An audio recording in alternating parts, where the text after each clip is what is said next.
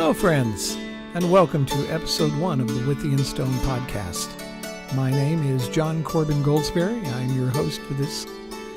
And each month, I will come to you with some more stories, more history, and more of the weekly events, things that are going on around our community. I'm glad you could join us. Today's episode I'd like to split in two, however. The second half, I would like to spend a little time telling you something about myself and some of my history that might become relevant in days future. In the coming months, I have several specials to share with you, including a very big one coming up here in October, an hour-long episode with 17 original tunes. So I hope you can join us for that one. Right now, though, I'd like to start with a bit of history of our community. It actually started with a spring.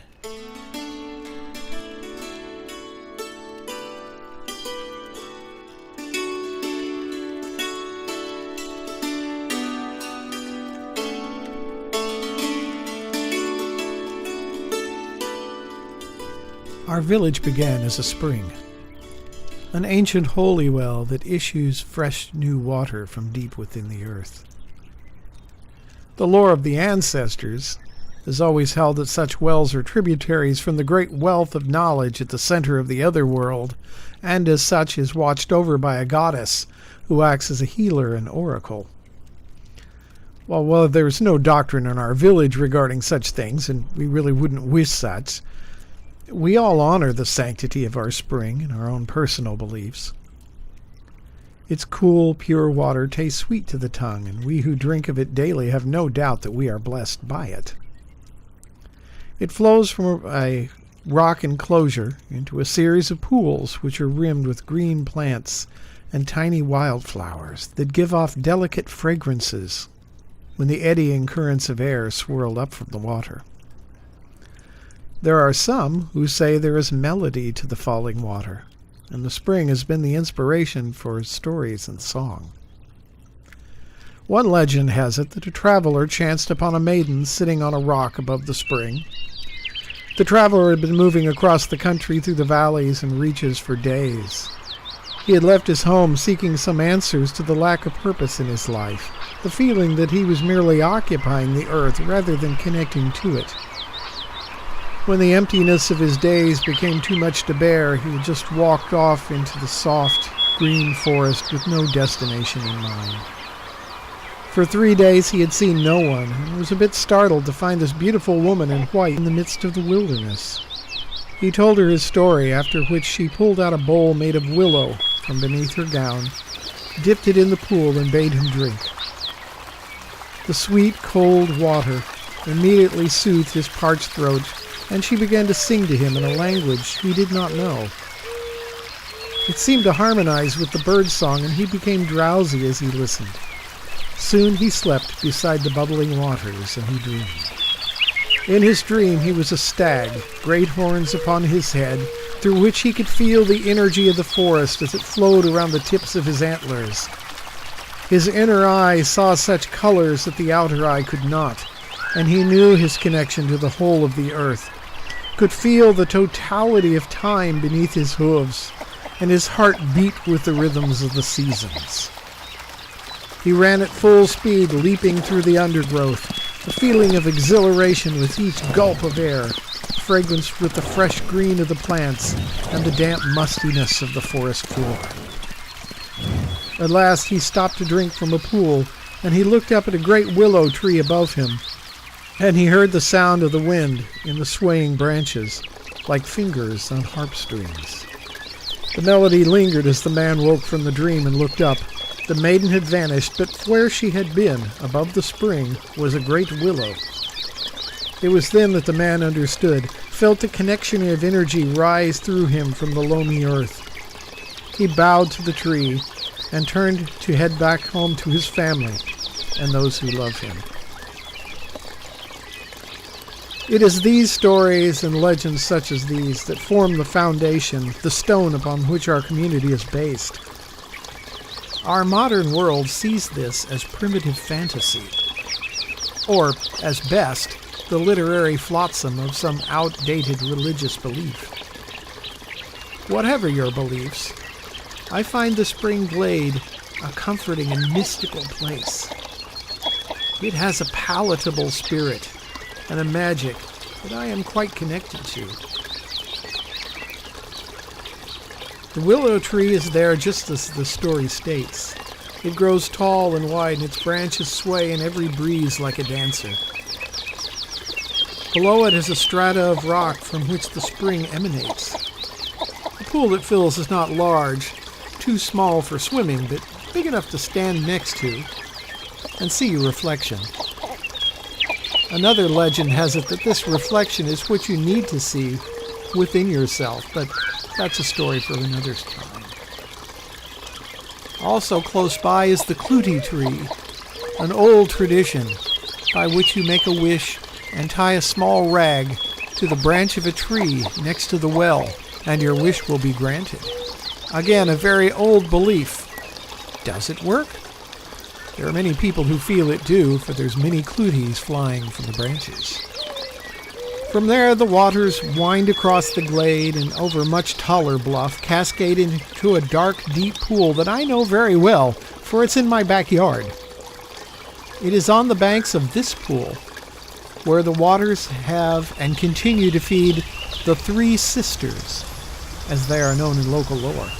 These are three massive oak trees, either so old that their roots stretch back farther into history than the rest of the forest around them, or they are imbued with a special magic from the waters that feed them. I believe that both are true. These trees are unquestionably magical, and they are so ancient that the three of them have grown to the point that they had fused together, forming one unified whole. They have survived together when all around them have come and gone, and new forests have grown in their place. Their roots have grown to form a dam to channel the water into our own swimming hole, and ensures that the trees always have plentiful water, even in the hottest and driest times. Over the centuries, the trees have hollowed out, but their combined strength have buttressed them together to stand stronger than ever. My wife Jan spent several days in the hollows of these trees, in long conversation with them, and then emerged with plans for a house both within and around them. This gave us not only a unique and cozy home, but the fireplaces and walls within kept the damp from the trunk, helped to bind the tree together, and therefore made the trees even healthier. Having a living home surround us with natural rhythm has made a huge difference in our lives. After flowing around our tree friend's hillside, the stream continues bouncing and leaping under the bridge on the road and through the bit of woods, as the residents say, that sidles up to the north side of the green. There are about a half a dozen little cottages there, and all of them take advantage of the waters as well, both for themselves and for their gardens. So valued are these waters that some brilliant engineers amongst us devised a gravity-powered pump that makes use of the stream's next spot, the green itself. While the stream passes across the western section of the green, where the outdoor kitchens are, some of it travels via underground pipes to the fountains, both drinking and decorative, at the heart of the green. The smooth rock-lined stream itself is a much frequented spot for the young children who use this spot for wading on hot summer days, in the calf-deep water that's great for cooling down an overly heated spirit. The town builders were wise enough to realize that sending these waters into the canal was not the thing to do, so instead it passes over a little aqueduct and spills out the other side to continue on down past other gardens, through the manor grounds, and all the way down till it reaches the sea cliffs by the school and sprays out into the waters of the world. In its way, it's much like ourselves, of our ideal selves. We emerged into this place from the unknown fresh and clean, and carrying all the energy from the well of spirit. We move through the land, blessing and nourishing all we encounter, and experience the joy of our connections along the way. Then we end our journeys by joining all who have come before, to be transmuted and reborn back into the cycle of forever. We, like the waters of our spring, are born to be a blessing.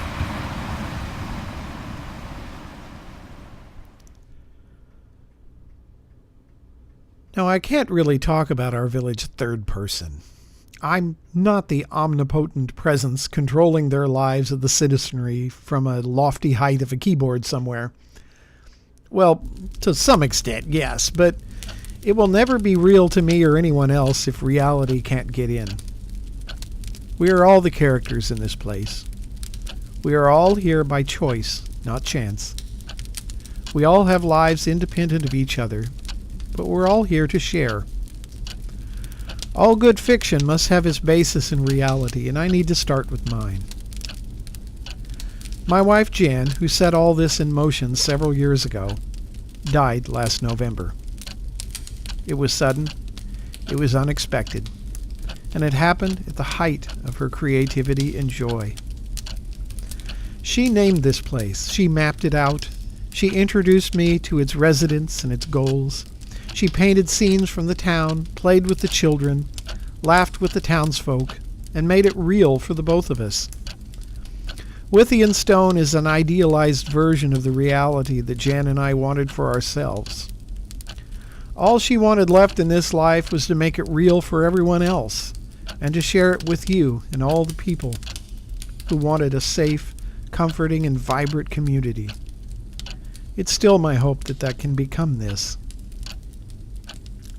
It does not mean, however, that life is static and real things don't affect real people. Life goes on for all of us. Triumphs and tragedies are the roller coaster we boarded at birth, and we must see it through to the end. It's how we handle those events and the mindset we stay in that makes the difference. Jan and I built our tree house here together and planned for our future in this village of our dreams. I'm still hoping to fulfill what dreams I can, but the reality is I'm in this house alone now. Or was, for in an odd sort of way. Thanks to the magic of this place, that is changing. Grief is a difficult subject to talk about. It affects everyone at some point of their lives, yet the experience is different every time. You can talk about it, you can share it, but you can really never experience someone else's. For me, the reality of the rest of my life is that we will never sit down to a surprise lunch together, like she wished for us every day, on her very last day. There will be no more of her songs, paintings, handmade knitwear, or cute little labels on the spice jars with little colored flowers and squiggly bits. I'm less to face the empty pillow, her favorite mug on the kitchen shelf, the vacant window where every day she would blow me a kiss on the way to work. To be blunt, there's not a day that goes by I do not cry. Well, maybe in time that will lessen. It's not the gut-wrenching panic and hysteria of those first few days, but when reality settles in, and the relatives and friends have all gone and their lives go back to normal, you're left knowing that this is your new normal. Losing anyone can be devastating. Losing the one you've dreamed with can mean losing your dreams. You face a great gray gaping hole in your soul where once there was sunshine and green trees. So I wake each day, perhaps after dreaming of her in some very ordinary situation, to another day of, what now? Despite my daytime reality, work, bills, taxes, and all the other mundane things we all must contend with, I still come back here, to this only home that was ever truly ours, this dream we shared. I couldn't and would not come here to pretend that she was still alive, to write stories of us continuing together. That would be a lie that helps no one. This is a fictional place, but it's a fictional place about truth. It is here to live out our real desires for beauty and love and being in a community. It is escapism of sorts, but it's not the running away of who we are. It's like running to where we can be who we are. So I ramble through this house, and I see her everywhere, and must sort it out in my head where I am in all of this home of dreams, and all it represents. She designed it, a cluster of living trees, their branches intertwined to support walls and floors, and all being built within them in symbiotic union. There's always a pot of tea waiting. There's always a warm, crackling fire in the living room. Her herb garden outside the kitchen door is always well tended. The crisp linen sheets on the bed always smell of her favorite perfume. A door across from the upstairs bedroom leads up across a little bridge and up the next tree, spirals up around the trunk into a big, open, upturned boat-like room with far-reaching views out either end. In it there are bookshelves full of volumes on art and gardening and crafting and sewing. Over there's her favorite rocking chair. Stacks of canvases, sketch pads, and paintings lean against the wall. Over there on that table are her paints and a cup of fresh water to wash off the brushes. It always looked like she just stepped out, but I know better. This is just the way she left the dream. But then it hits me through this grief.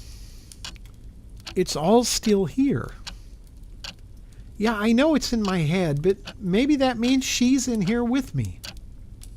Something of her still lives in this wonderful house. Not a ghost, but definitely a spirit. And it has a name, Isabella. I should back up just a bit and explain. About 3 months before she died, I woke from a very vivid dream one morning, in which I had been walking across rough stony ground. Leaden clouds hung low over the stony plain. Suddenly there was a bright light, and I felt my body begin to melt away, sloughing off to leave a small boy with now a very long shirt and oversized shoes and pants. I slipped out of the latter and saw who I had become. I was darkly tanned, with the black hair that reflected rainbows like the wings of a crow. My eyes glowed softly emerald green, like they had their own light source. This was an image so totally unlike me it was startling. I even knew my name. Corby. In Celtic cultures, a corby is a crow, raven, rook, or a blackbird. As my middle name is Corbin, and I now had that hair, it certainly fit well. I turned to see what looked like an industrial pipe ladder, rooted in the ground and extending up through the clouds. I climbed the ladder only to find the clouds had texture like concrete, a solid, impenetrable mass. At first, I pounded on them with my fists. But then I somehow knew that the only way to get through was a different way. It could not be forced. It had to let me through of its own willingness. So I calmly stood, my bare boy feet on the cold metal rungs, and looked up at the solid clouds. I could see the reflected green shining on them, and I said, "It's time. Things must change now." I closed my eyes and calmly stepped higher to now find that I was now in a tunnel up through the clouds. I climbed higher and higher till I emerged on the edge of space. The ladder entered on a textured steel triangular platform, with girders extending out to identical platforms where others were standing. Above us was open space, with bright shining stars and a feeling of clarity. Below was a mass of gray, the place we had been living all this time. In unison, all of us bent down and pulled a pin out of the center of the platform, and with a sound of creaking metal, the girders and platforms all came free of each other. Some of the platforms, along with their girders, floated off and disappeared into the starry night. Some remained, its occupants waving to each other as they floated apart. I wasn't sure what to do next. The ladder was gone. But with it, the clouds were dissipating, leaving a clear view of woodlands, rolling off to the sea. I knew this place. I knew what I needed to do next. I stepped off the platform and plunged towards the ground. But there was no panic. This was me. This was my element. I smiled and spread my arms. The wind through my fingers stopped flowing. Now there were feathers instead.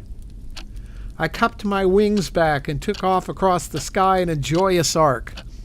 A large crow with glowing green eyes that gently spiraled down to the edge of the road where I met my wife, who was walking to the market on the green, a slit oak basket in the crook of her arm. "There you are," she said as I landed on her shoulder. "I was wondering where you were." And then I awoke. I told her my dream in all its detail. She just smiled and said, "Well, you finally met your inner child. Took you long enough." She went on to say that she knew him well and went to retrieve a small painting that she had done of a little girl with strawberry blonde hair, sky blue eyes, and gossamer aqua blue and green clothes. This is me. I'm Isabella, and we are the best friends for each other. Not long after this, I wrote a story called Isabella and Corby's Day at the Beach and read it to her. It was the last story she ever heard of mine, and she loved it. She thought it should be one of the first we put out for the Village Stories. I started a sequel to it, but was only half done when I lost her. So next month, I'll tell you this tale. So now, standing here in the old studio at the top of the tree, I hear the laughter of two small children. These mystical beings have no origins in their own world. They're elementals. They are the personification of pure love, instinctive wisdom, and the innocence that lived in the both of us. So I'm taking Jan's things down and giving them all places where they can do the most good. And as for the children, I'm giving them the area in the top of our treehouse to live together. And through them, I can tell the stories that we wanted to share together. You'll see them from time to time, skipping down the dusty lanes or climbing trees on the green. They are the element of whimsy and fantasy in our otherwise normal town. They are spirits, and they are very much real in both worlds. They are the core of reality that transcends grief and depression. They are the hope we hold for love and friendship. They are the spirit of our world. They are real in each one of us. So let your children out, and we can all play together.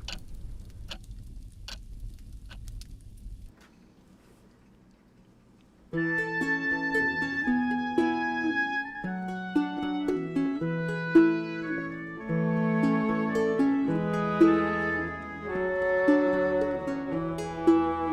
day was near, a night was near, between a day and night. I heard sweet voices calling clear, calling out to me. I heard a word of wing on wing, but I could not see the sight. How I long to see my birds that sing. How I long to see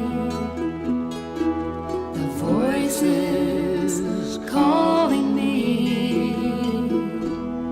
Below the stars, beyond the moon, between the night and day, I heard a rising, falling tune, calling out to me. How